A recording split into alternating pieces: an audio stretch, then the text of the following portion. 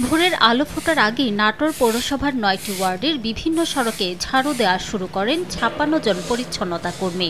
জাতীয়, ধর্মীয় এমনকি সাপ্তাহিক বন্ধে বিশ্রাম নেই তাদের। বছরে ৩৬৫ দিনেই সড়ক পরিষ্কার রাখতে হয় তাদের। অথচ এমন কঠিন কাজের বিনিময়ে প্রতি মাসে নাটোর পৌরসভা তাদের বেতন দেয় জনপ্রতি মাত্র ২৫০০ টাকা।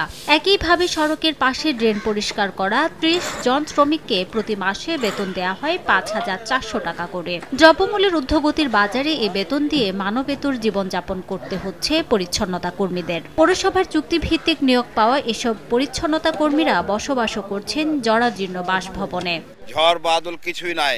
আমরা এই পৌরসভা, নাটোর পৌরসভায় চাকরি করি, আমাদেরকে ২৫০০ টাকা বেতন দেয়। ২৫০০ টাকা দিয়ে আমরা কি করব, কি করে চালাবো? যে জিনিসপত্রের দাম, আমাদের যে বাড়ি ঘর একদিক ৩ ফুটা একদিক পানি পড়ে না, জায়গা থাকার মতন। যে বেতন, আমরা এই বেতন খাবো না বাড়ি ঘর বানাবো। পৌরসভা কর্তৃপক্ষ বলছে, চুক্তিভিত্তিক পরিচ্ছন্নতা কর্মীদের জন্য ৭ তলা ভবন নির্মাণের পাশাপাশি বেতন বৃদ্ধিরও পরিকল্পনা নেওয়া হয়েছে।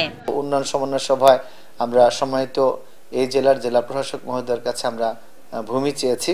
যদি ভূমির ব্যবস্থা হয়, তাদের একটি সুন্দর বসবাসের অ্যাপার্টমেন্ট ব্লক হবে, তাতে করে যারা খুবই স্বল্প মূল্যে তারা সেখানে বসবাস করতে পারবে। একই সাথে আমরা বেতন বৃদ্ধির বিষয়টিও চিন্তা ভাবনা রেখেছি।